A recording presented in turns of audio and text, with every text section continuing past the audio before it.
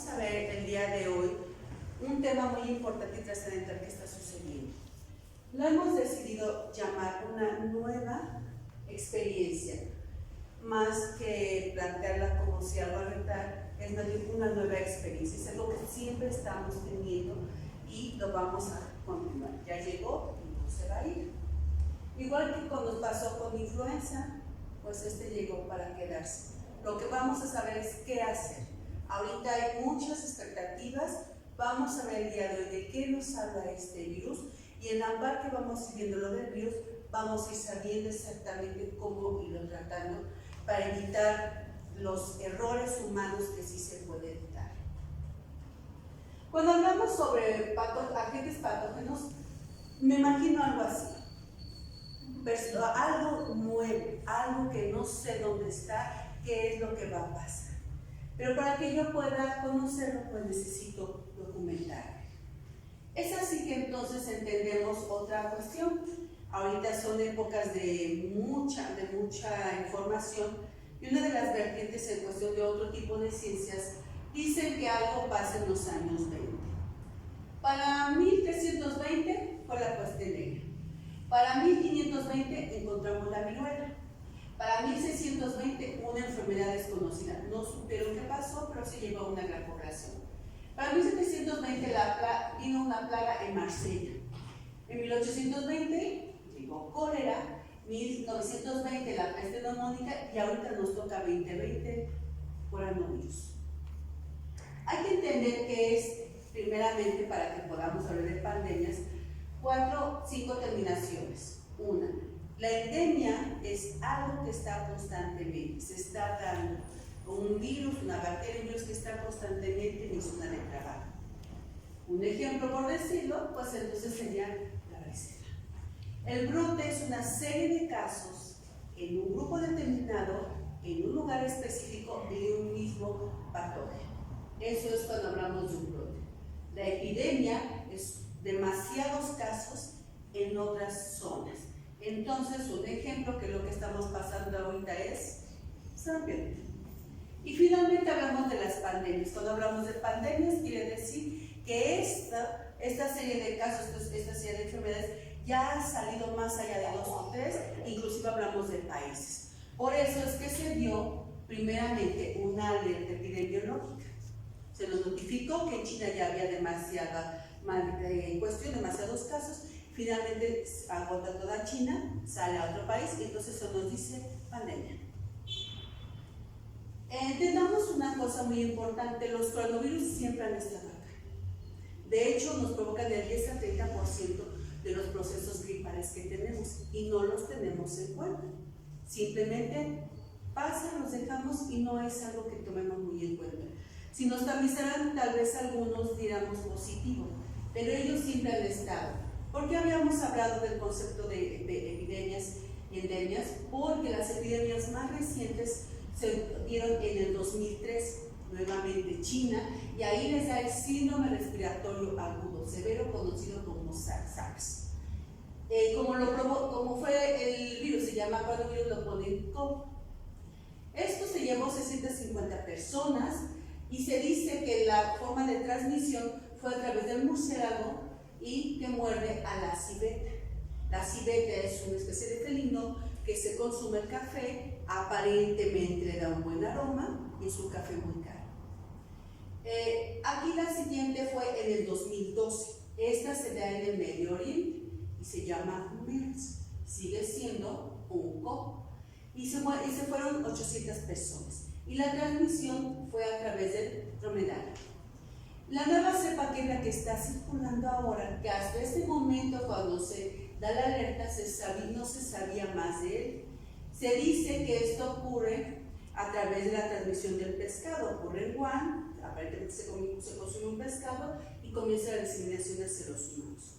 Hasta aquí lo vamos a dejar porque aún falta que nos den bien a fondo. Pero se dieron cuenta que no era una nueva cepa, simplemente que SARS evolucionó, y por eso es que le pusieron SARS-CoV-2, que sigue siendo una transmisión de la primaria del 2002. Sus propiedades: este virus es pesado, Pesa de 120 a 160 nanómetros. Es una molécula pesada, de tal forma que cuando sale fuera de nuestro organismo puede viajar 1,5 metros o 2 metros. De ahí que entonces nos digan la sana distancia. Pero además tiene otra cuestión importante, está formada por ARN. Entonces es muy lábil, es muy fácil eliminarlo a través de una buena saponificación. Por eso nos dice una y otra vez, buena higiene de manos constantemente, limpieza, limpieza, limpieza, desinfección. Otra cuestión importante pues es esférica y tiene sus extensiones. Estas extensiones son lo que le da la forma de la corona, de ahí que sea coronavirus. Son 4 géneros, alfa, beta, gamma, delta. Las alfa lo tienen nuestros felinos y las especies caninas.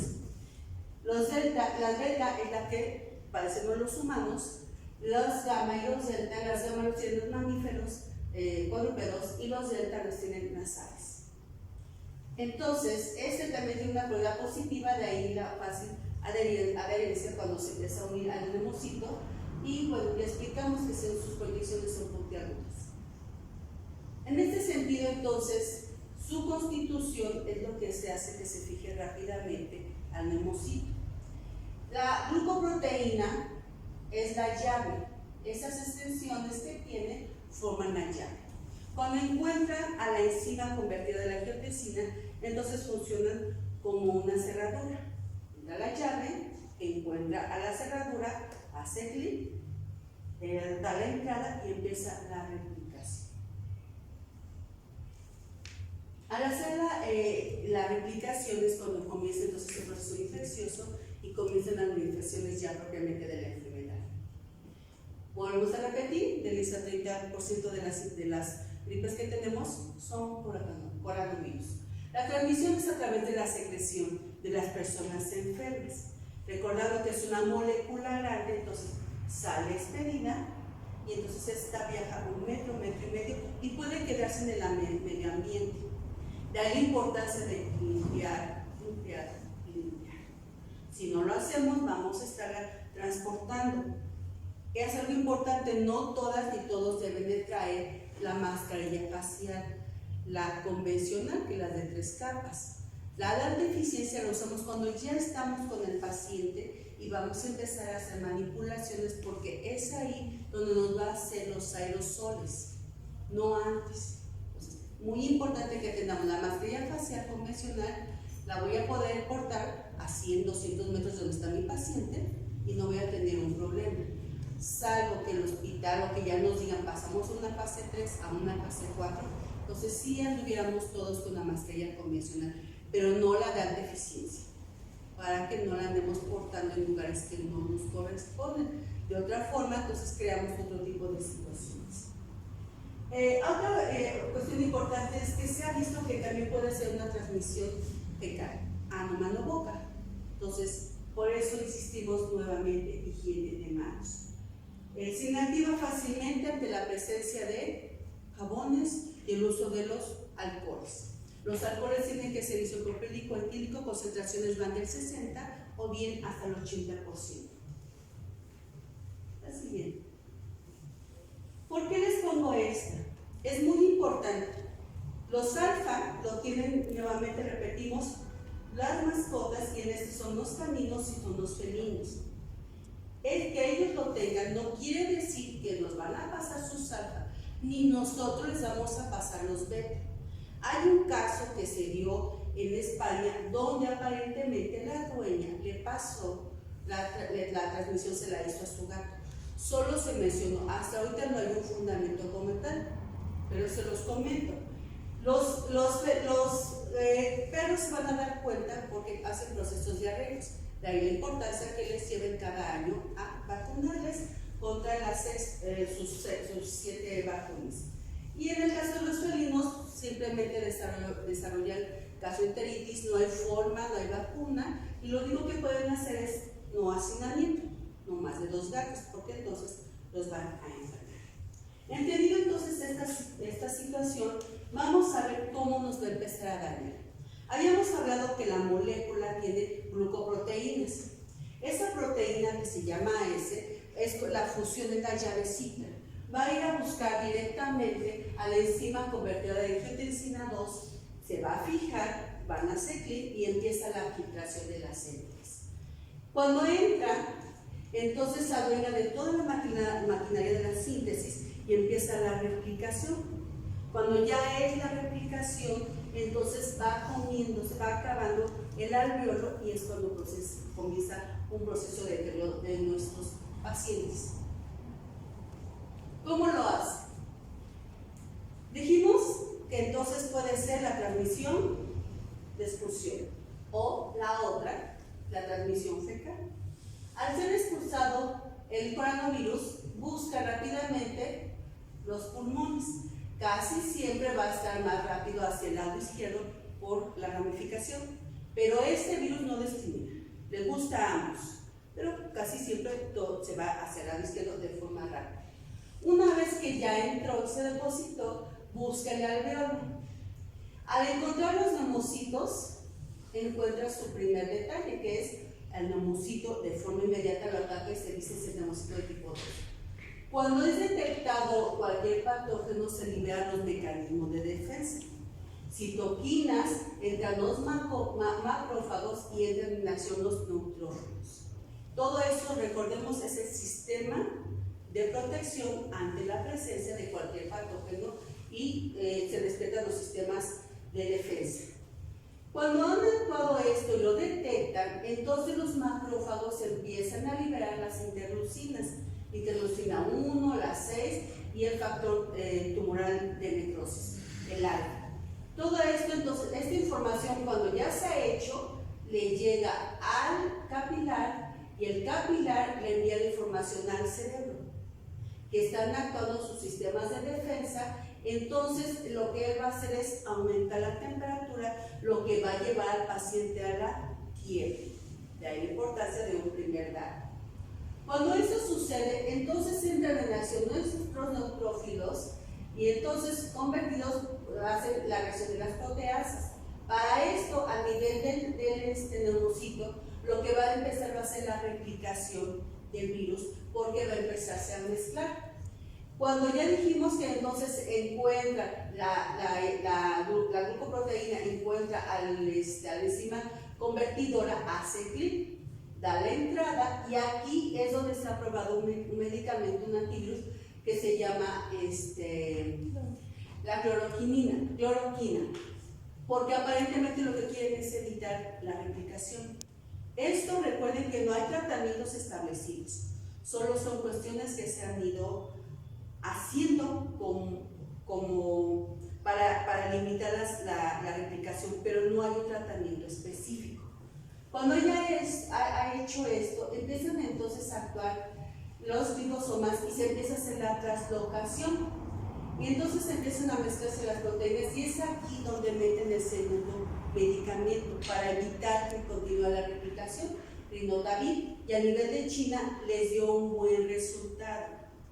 Aquí, y lo dice la OMS, que se pueden hacer cuestiones experimentales, obviamente por el derecho de la autorización al paciente, pero a China le funcionó. Italia funcionó, que incluso hablaron del interferón beta que tiene Cuba, pero aquí hay una funcionó. Cuando no entra el medicamento y no hace reacción, entonces ya se empiezan a hacer toda la mezcla del ARN, este virus ya sale replicado y entonces comienza a invadir el siguiente neumocito.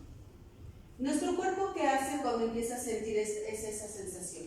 Un poquito más más hacia la derecha. Exacto. Cuando ya empieza entonces esta replicación empieza a invadir nuestros restos de nuestros neutrófilos, entonces se empieza a consolidar. Cuando le llega esta información, empieza la infección, entonces ya le da la neumonía. Al darle neumonía le llega la información al corazón y el corazón, al sentir las citoquinas, porque recuerden que las citoquinas va hacia el corazón, riñones, hígado y el intestino, empieza a liberar todo su sistema, lo reacciona haciendo la disminución de la presión. Al hacer la disminución de la presión, entonces se empieza a ver el organismo más afectado y comienza la infección. Todo un proceso séptico. Empieza a hacer que sus órganos vitales se debiliten, lo que reacciona el riñón, haciéndose que su nitrógeno se libere, y a nivel del hígado tenemos la EST y la ALL. Cuando ya ha hecho esta parte, el neumocito que se sigue consolidando, su forma ya tiene problemas para hacer el intercambio de gases y se empieza a acumular el líquido. Es ahí cuando el organismo responde con la tos. Cuando ya empieza la perfusión a dañarse y empieza a liberarse demasiado líquido, además empieza el neumocito a morir, ya tampoco hay intercambio adecuado de oxígenos. Empieza el CO2 empieza a ganar campo.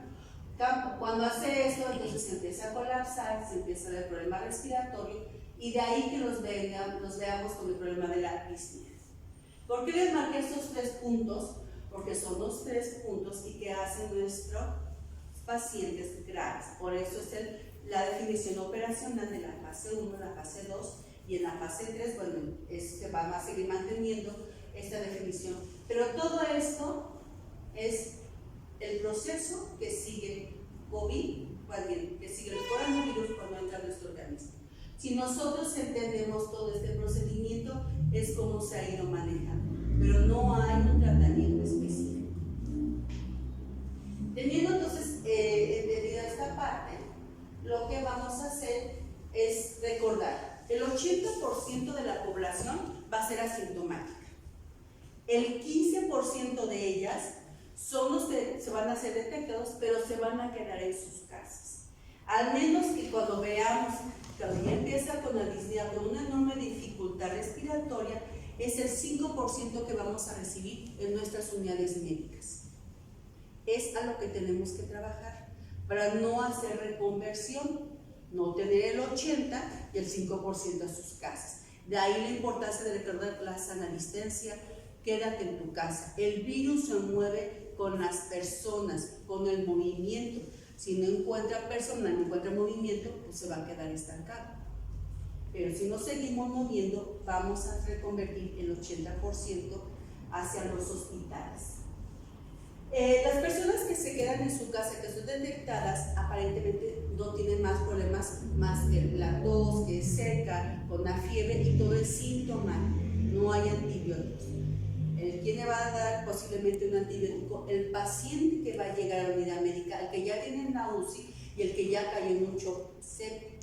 Es a ese al que sí le pueden dar un antibiótico porque ya va a tener un problema pulmonar, pero porque ya entraron otras bacterias.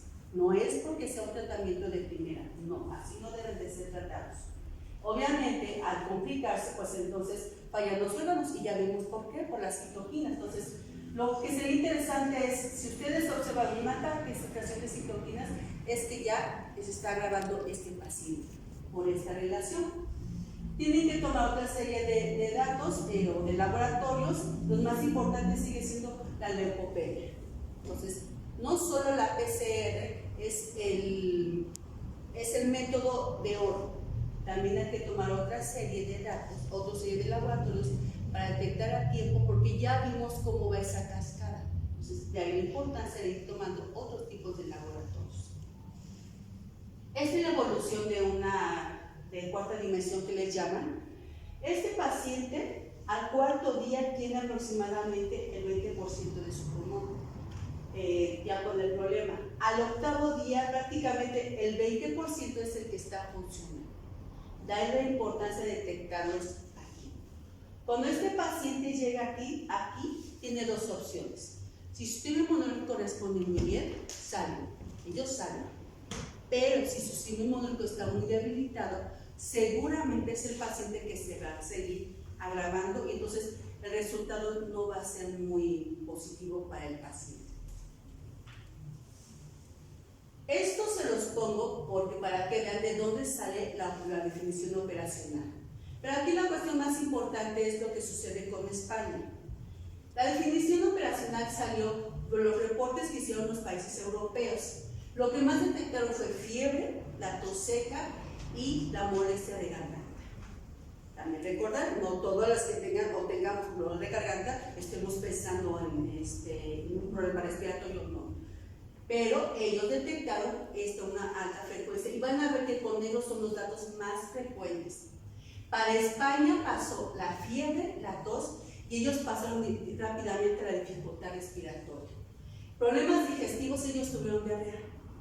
Por eso es, porque ya vimos que también puede ser una transmisión fecal. Entonces, ellos lo que más presentaron fue la diarrea. Presentaron mareo y además, aquí algo que se reporta importante, empezaron a tener la pérdida del gusto y a disminuir la capacidad olfativa. Fue algo que se determinó. De hecho, Estados Unidos, al ver esas estadísticas, lo que hicieron fue, como no van a tamizar a todos los pacientes o a todas las personas, lo que hicieron fue con vinagre empezar a que las personas lo olieran. Si de plano no lo olían o tenía alguna reacción de alergia, a los pacientes que los detenían y los tomaban como para pasar a otra área. No quiere decir que sea una prueba determinante, solo fue algo que observaron. Se los comento porque seguramente lo van a leer. Y bueno, no estaría por demás que a lo mejor nos pusiéramos a olfatear el vinagre para ver si aún tenemos un buen sentido. Recuerden, no es un factor determinante, fue algo que se está observando. También algo que ellos vieron fue la visión borrosa. Pero bueno, los que están diabéticos, y si no están bien controlados, pues ya fuerza tienen visión borrosa. Y bueno, hablemos de otras patologías, pero fueron los problemas que ellos más detectaron. Por eso es que se los tuvo como una estadística y una evidencia. El diagnóstico sigue siendo la prueba de oro, es la PCR en tiempo real. Sigue siendo. Y se puede hacer en forma respiratoria, en sangre, y estas son las pruebas. Tratamientos, ya lo habíamos dicho, no hay un tratamiento. Es un virus, difícilmente los virus tienen tratamientos, excepción como lo sería cuando nos tocó oseltamivir, que funcionó muy bien con influenza, pero ellos se ha ido haciendo a la parte como ha ido evolucionando el paciente. Tal vez así, por eso les hablaba del Remdesivir y del interferón beta, que eso fue algo que proporcionó Cuba como una evidencia. Es algo que les funcionó, no es un estándar de oro tampoco, pero les fue muy bien con la evolución de sus pacientes. También se dice, se nos comentó en su momento, que permanecía mucho tiempo en la superficie. Lo que sí deben de tener en cuenta es que, como puede hacer 3 horas en el aire, esto lo vamos a hacer cuando hagamos la expulsión, porque ya dijimos que es una molécula, está pesada, entonces no va a permanecer mucho tiempo en el aire, pero sí puede hacer cuando hacemos manipulaciones de intubación, de extubación, entonces por eso la importancia de proteger el área, pero no es que constantemente esté haciéndolo. Y puede permanecer hasta un máximo de 3 días todo lo que son metales y son plásticos. Y volvemos a lo mismo, limpieza, desinfección. No tiene que estar pasando ahorita coronavirus para que todo el mundo lo hagamos. Realmente todas y todos debemos estar lavando las manos, tenemos que estar desinfectando, no necesariamente porque ahorita se llama coronavirus, pero es algo que debe de hacerlo constantemente, y sabemos que nuestras verduras tienen que ser lavadas antes de ser consumidas. Antes de comer, obviamente las manos deben ser limpias. Para esto, nuestra mejor herramienta son los sistemas de aislamiento. ¿Cómo vamos a saber usar un sistema de aislamiento? Bueno, acuérdense, definición operacional fase 2. Fase 1 era el que venía del extranjero, 14 días antes, 14 días después. Hacer fase 2 dice 7 últimos días y que haya presentado tos, fiebre de forma súbita, que tenga cefalea, y en los niños la sola irritabilidad sospechen.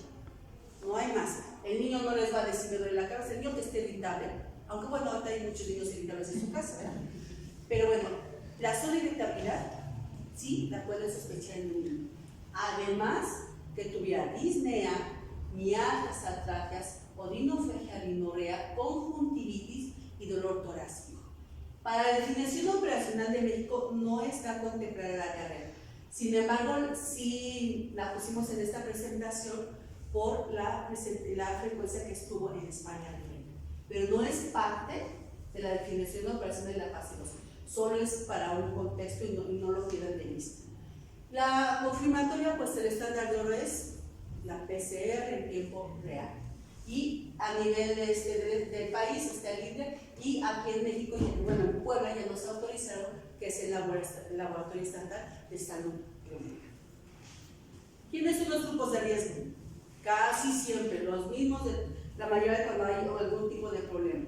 Las embarazadas, los niños de unos 5 años, los mayores de 60 años, los inmunocomprometidos o inmunodeficientes, VIH, cáncer, los que son con problemas crónico-degenerativas. Obviamente, pues ya en México somos el segundo lugar en obesidad, entonces creo que ahí es donde nos va a pegar más.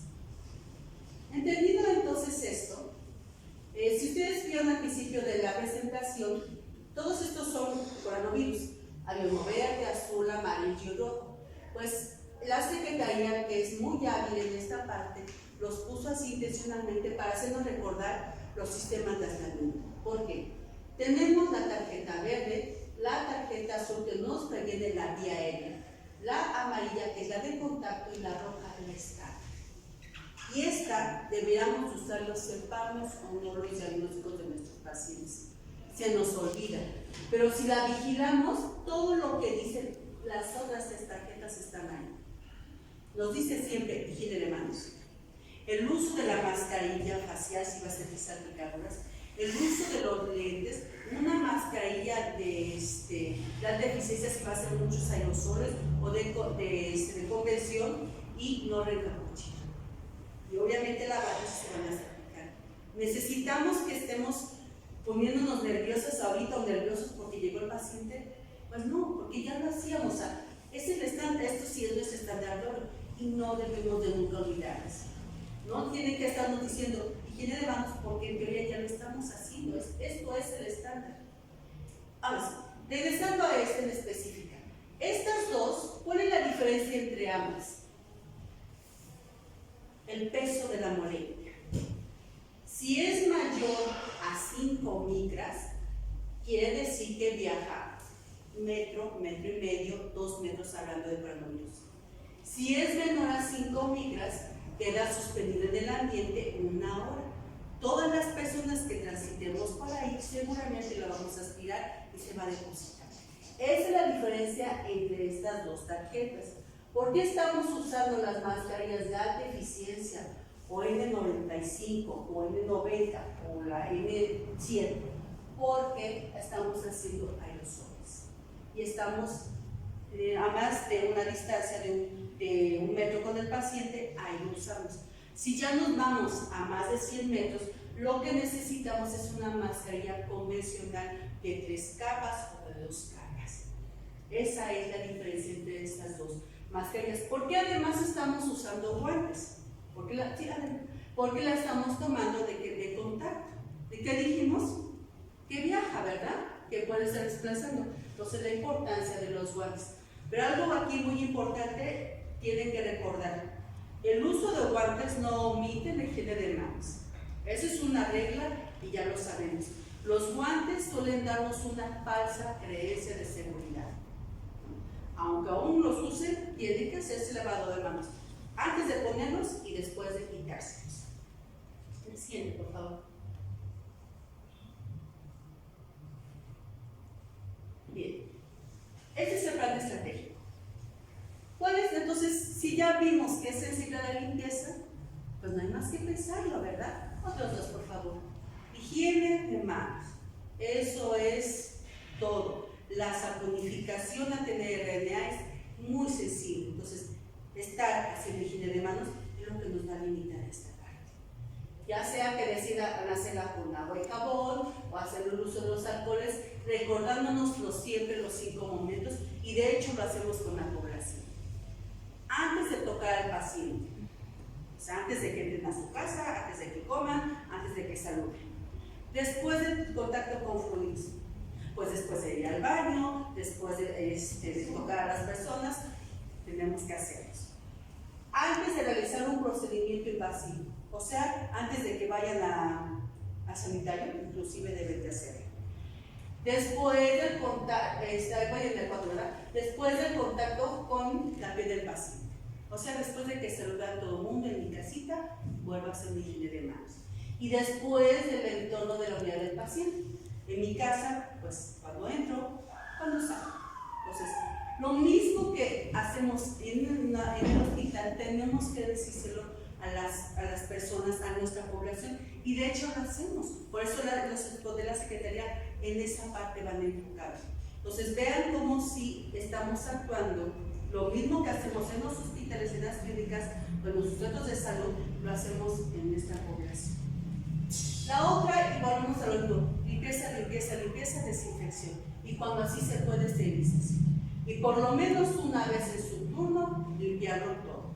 Lo que esté en los hospitales se quede en los hospitales, lo que esté en su clínica se quede en su clínica. No es para andarnos paseando, no es para andar usando el celular continuamente. Ahorita creo que esto es una buena oportunidad para entender que el celular tiene sus riesgos. Como tiene riesgo que yo me vaya, regrese con la misma ropa o con el mismo uniforme. Todo tiene un tiempo y un espacio. Pero recuerden, si tienen el mejor desinfectante y tienen todo el equipo, pero si ustedes no limpian y no se saben quitar el equipo, el riesgo sigue siendo el mismo. Obviamente, jamás olvidar el apego a la norma 087. Esto es una constante y más aún. Para esta contingencia todo, o para esta pandemia todo se va a la bolsa roja.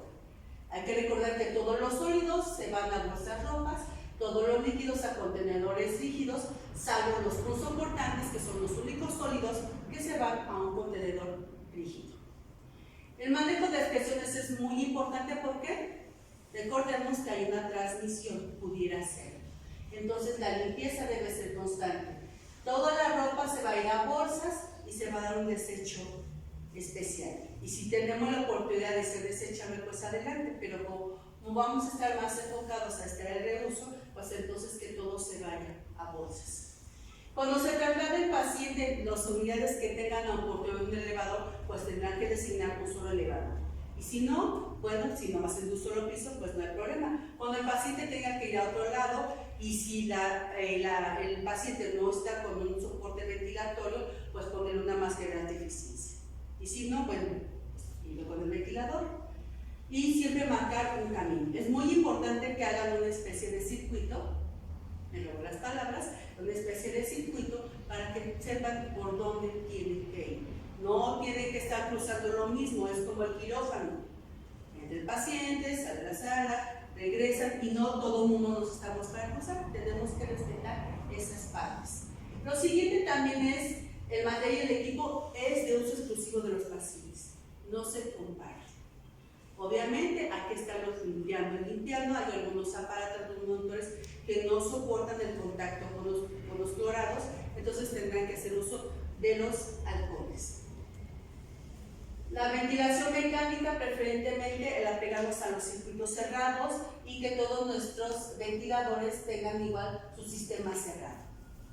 Las vaquillas, estoy hablando de los alimentos, pues nuevamente lavar, enjuagar, clorar.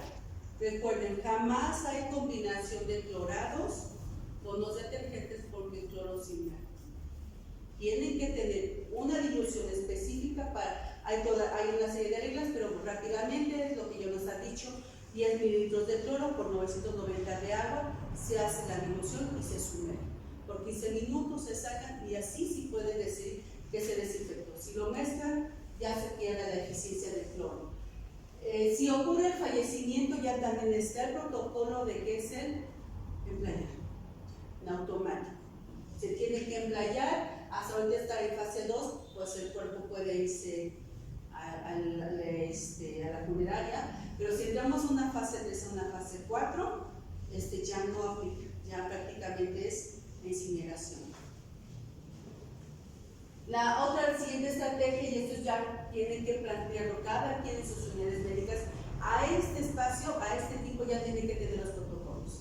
No es para pensar, ya tuvimos enero, febrero, marzo, desde que se nos dio la lente ya tienen que tener sus protocolos. Entonces tienen que tener unidades específicas para identificar al paciente, el que se va a ir a su casa o el que posiblemente quede en la unidad de alta especialización. Recomendaciones. Número 1. Si ustedes trabajadores tienen síntomas, pues entonces a reportarse. y si no, apegarse a los protocolos. 2, higiene de manos. Agua, jabón, alcoholes 5 momentos constantemente. Y algo importante, haberse vacunado, porque ahorita está circulando influenza. Marzo, abril y mayo es época de influenza. Además, ahorita tenemos una epidemia de sarampión, de ahí que nos piden que tengamos una revacunación.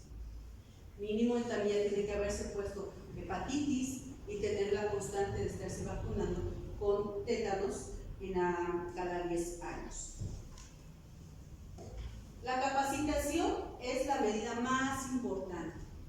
Aquí la respuesta es capacitar, capacitar, capacitar, porque la información fluye, ya ni fluye siquiera cada 24 horas, fluye cada minuto. Si no buscamos las fuentes especializadas, vamos a crearnos un caos. ¿Cuál es la fuente especializada a nivel mundial? La OMS, la OPS, en nuestro país la Secretaría de Salud y nuestros comités de infecciones nosocomiales. Entonces, busquen las fuentes especializadas. Les comenté en la segunda diapositiva lo que otras ciencias dicen, está bien, los pusimos, y que es buena porque vemos otras evidencias, pero busquen siempre su fuente especializada. Recuerden el uso correcto y efectivo de los equipos de protección personal o de protección individual. Tienen que saberlas usar, porque el problema no es ponérselos, es quitárselos. Y es ahí donde surgen las infecciones. De hecho, la OPS, cuando hubo la pandemia de ébola en África, observaron que el 50% de su población se infectó, y no por el contacto con el paciente, sino al quitarse el equipo de protección. Y son personas que al estar en contacto ahí son altamente especializadas y cometieron sus errores.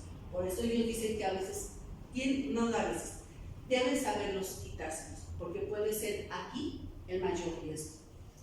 Esto se los comento porque fue lo que se observó en los países como China, como Inglaterra y Francia, más bien Italia y Francia, donde está más grave los procesos de esta enfermedad.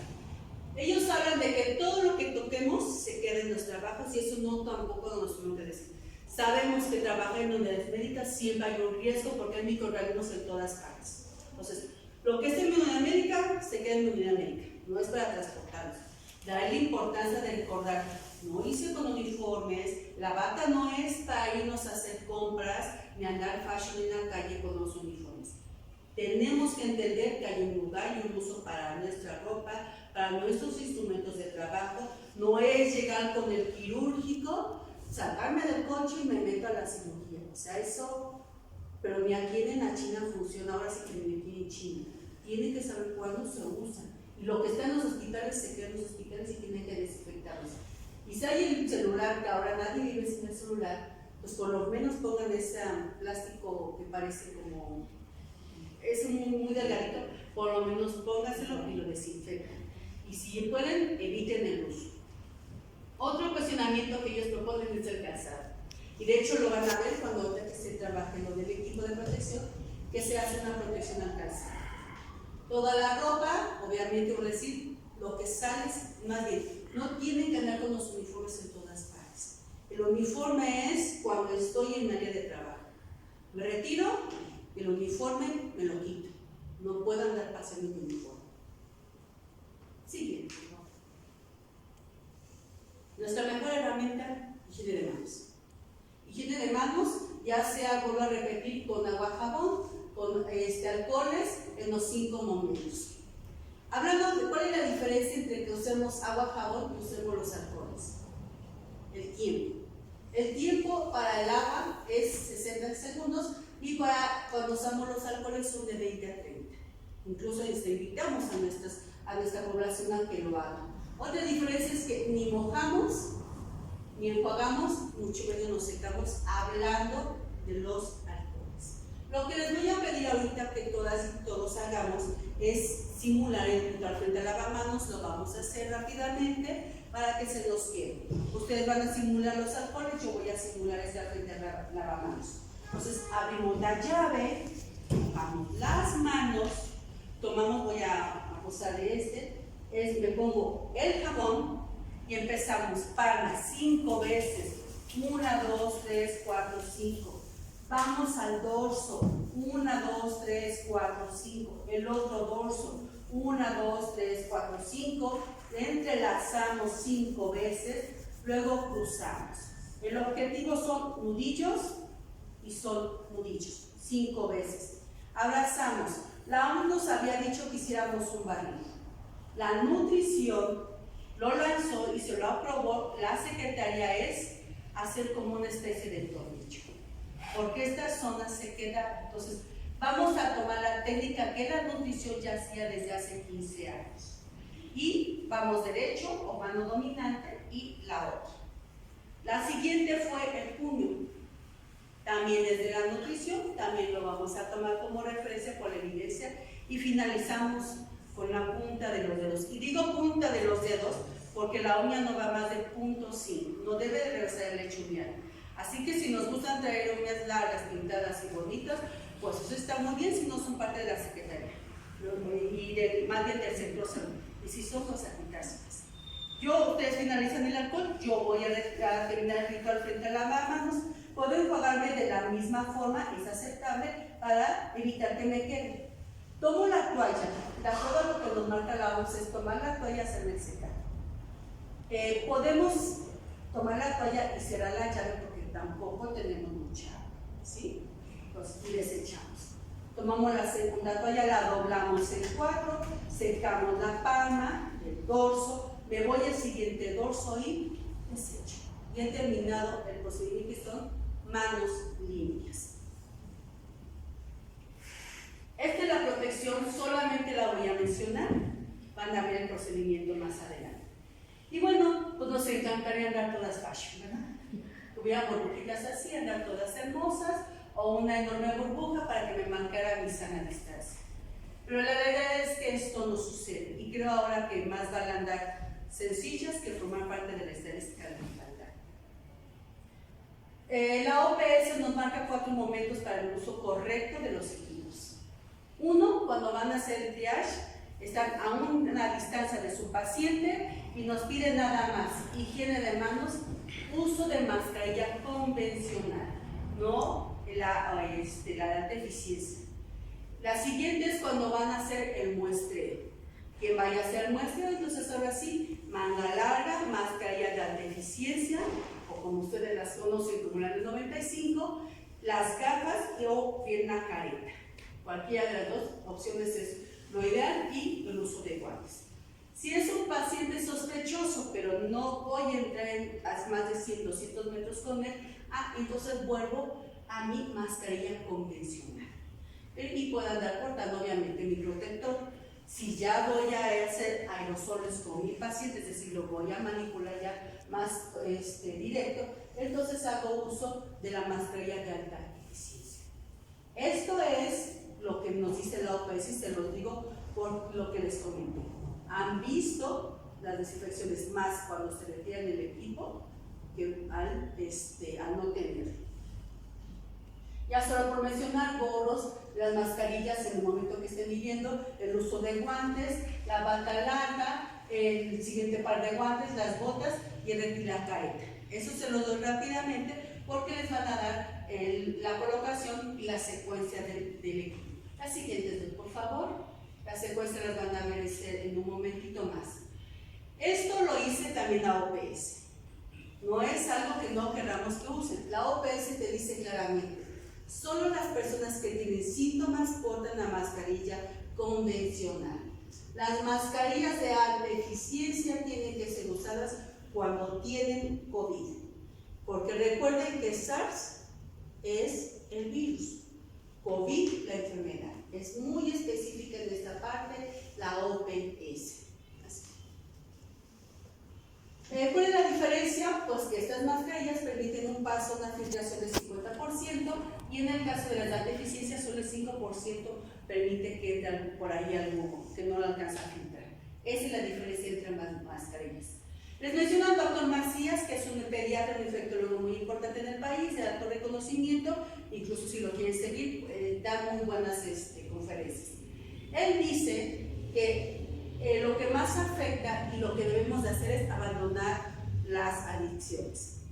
La obesidad, el sedentarismo, el cigarro es algo que se debe de hacer porque es obviamente lo que causa la mortalidad. No tocarse las zonas húmedas, ojo, nariz y boca, no tocarlo, eso ya lo sabemos. Bueno, así tenemos que hacerlo en memoria, ojos, nariz y boca, no me las debo de tocar. Por eso les digo que usar más los equipos y no saberlos usar y no se los colocan bien, instintivamente la mano va a la cara. Y se pasaron, hicieron ustedes una autoinfección. Y insistí con la higiene de manos. Esto es un resumen y nos dice limpiar, limpiar, limpiar, desinfectar. ¿Cuáles son las medidas de exhortación? Bueno, no es correcto, pero pues de repente a enfermería ahorita nos toca liderar en el aspecto porque estamos con el paciente más frecuentemente. No digo que todos somos un equipo de trabajo, pero la enfermera está pasando más horas dentro con el paciente.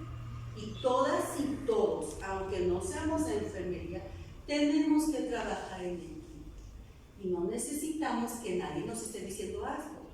Sabemos que hay que hacer higiene de manos, sabemos que tenemos que portar nuestros equipos. Y bueno, esto se los digo y es importante porque este era un médico. No sé si sigan viendo. Este libro es de hace unos 20 años y este libro se lo dedicó a enfermería, donde todos los procedimientos correctos es la enfermera quien está constantemente haciéndolos y verificando que se haga. Si hace 20 años este médico, bueno, no es, este autor lo hizo y todo es un libro de caricaturas, pues entonces no veo por qué no entender que todas y todos somos no me quiero robar las palabras de un político, pero somos parte del cambio y tenemos que trabajar en conjunto. Por eso la importancia de la capacitación ahorita. ¿Cuál es el objetivo? Aplanar la curva. Aplanar la curva entre la comunidad y nosotras. ¿Por qué? ¿Qué está pasando? El fenómeno ahorita. ¿Cuántos de la población vemos? Ay, es una simple gripa, no pasa más. Ah, bueno, ok, es una siguiente gripa, pero no está por demás que tomes tus acciones. ¿Para qué? Para evitar que esta curva siga ascendiendo. Por eso nos marcaron las fases. Entonces, para que esta curva se aplane. Ese es el objetivo, porque no queremos colapsar los sistemas de salud. Por eso estamos en capacitación. Esto está normado. Buscan su área de trabajo, esto lo sacaron hace un mes y nos pinta de colores. Dice que el verde es el que menos riesgo tiene.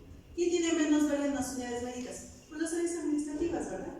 No necesitan mascarillas de alta eficiencia. Nuestras secretarias, o trabajo social no tienen por qué andar exportando porque no están ahí con los pacientes. El riesgo mediano es que se va a dedicar a hacer el triage. Ahí tiene una mascarilla convencional. La mascarilla naranja, entonces, es el personal que está a 150, 200 metros de donde está el paciente de la UCI o en donde ya tiene sus zonas definidas de área roja o de atención al paciente COVID, no con SARS-CoV. Y finalmente la roja, pues al paciente o el personal que ya está directo, que está manipulando, a él usamos las mascarillas de alta eficiencia. Uso adecuado y racional de los equipos de protección, porque a veces si no se sabe usar es más el riesgo. También para nosotros, la Secretaría de Protección de Trabajo nos dijo que tenemos ciertos riesgos. Entonces, obviamente aquellos pacientes que ya rebasan más de 60 años, porque la lógica nos dice que somos parte de los grupos de riesgo.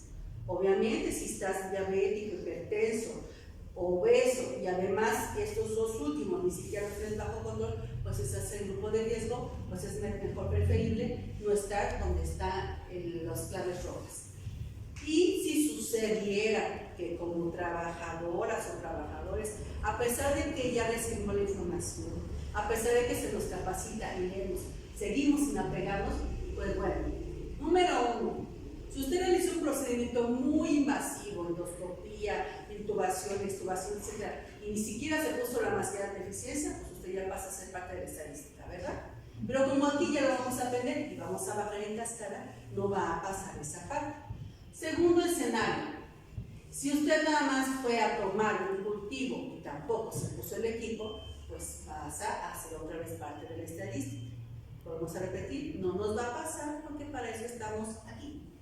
Y el último es el que se expuso a más de 2 metros y que ni siquiera traía la mascarilla convencional, pues también pasa a ser parte de la estadística y ellos tienen que estar bajo una supervisión. Pero si nos apegamos al uso no tienen por qué pasarnos. Pero bueno, pintamos un escenario muy feo, pero no todo está mal, créanme que no todo está mal. Este virus es sensible a la agüita, al jabón y al alcohol, o sea que no es todo tan malo. También al uso de los clorados, uso de cloro, como ya dijimos, agüita con cloro. Si la van a estar combinando con jabón, pues de nada les sirve. Tienen que hacer una separación de agua clorada, decimos 10 mililitros por 990 de agua. Y la sana distancia, ¿no? Nunca olvidarla. De cada 10, 8 les va a ir bien, 2 son los que van a enfermarse. Uno va a ser el que se vaya a su casa y posiblemente el otro es el que vamos a tener en las unidades médicas. Eso es lo que se pretende con estas acciones. Vuelvo a repetirles, el 80% de la población sintomática, el 80% de la población sintomática, el 15% son los que se van a ir a su casa y el 5% el que esperamos en las unidades médicas, siempre y cuando recordemos todas las medidas que nos da la Secretaría de Salud, para no invertir la curva y lograr que aplane y no tengamos el 80% de la población en los hospitales. Y a pesar de que sean personas mayores, no a poco les va tan mal. También están resolviendo muy bien. Esperemos que, no se vayan todavía, ¿verdad? Porque pensamos que el calor pueda ser un factor protector. Y bueno, estamos entrando en las épocas de mayor calor. A los niños, a pesar de que se enfermen, no les va a ir mal. El daño pulmonar no es tan severo, pueden tal vez las bases pudieran dañarse, pero no les va a ir tan mal. Y bueno, pegándonos a estos criterios, vamos a tener buenos resultados. Recuerden que ahorita no hay tratamientos, pero la inteligencia humana posiblemente nos dé para ver la apertura. Puede haber lactancia materna.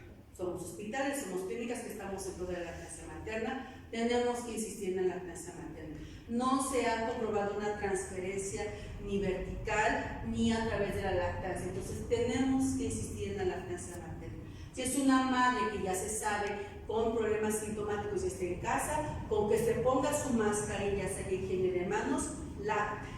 Si es una mamá que obviamente ya llegó a la terapia intensiva, pues ni como lacte, ¿verdad? Pero podemos ayudar haciendo la extracción de leche. Entonces la lactancia materna no tiene por qué omitirse. Y es inevitable llegar a la fase 3. De hecho, si ustedes siguen la Secretaría de Salud de la noche, me dijo que es inevitable la fase 3. La cual está proyectada para el 19 de abril y quiere decir que las muertes ya no se cuentan por miles, sino por centenares. Nosotros apenas ni siquiera hemos alcanzado los miles por las buenas tomas de decisiones que se han hecho. Sigamos con buenas acciones para evitar no llegar a los miles. Si eso sucede, la población ya tendrá que quedarse en sus casas. O sea, de plano los de 60 años ya no salen. Con movilidades en su casa. Y nos tendrían en algún momento, incluso hay países que los han escuchado, la Guardia Nacional, están ahí. Entonces, creo que estamos haciendo conciencia, no necesitamos llegar a esto, pero sí es inevitable la fase 3 y la escuchamos ayer. Ya casi para concluir, esto es lo que pasa cuando el coronavirus lo lavamos. Creo que ya de por sí está más estresado por tanta información que estamos recibiendo en forma adecuada y además todavía lo lavamos, pues pobrecito ya no va a sobrevivir mucho tiempo. Esta es mi mejor exhortación y con esto es con lo que concluye la presentación. Todas y todos somos parte del cambio y somos parte de la salud. Estamos aquí para ayudar a nuestra población a recobrarla y si no la recobran en su totalidad, a que tengan calidad de vida. Pero si nosotros no nos apegamos a los procesos, si no somos cuidadosas de lo que hacemos y cuidadosos de lo que hacemos, y más hablando ahorita del uso de los equipos, vamos a ser parte de las estadísticas.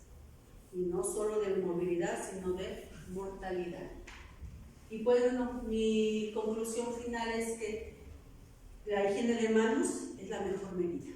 no solo para este momento, sino para todo, para las infecciones de la atención, para las infecciones comunitarias. Higiene de manos es el estándar de oro para todos los que estamos en la Secretaría, y el apego, uso correcto, adecuado de los equipos de protección personal. Bueno, pues por mi parte es todo. Muchas gracias.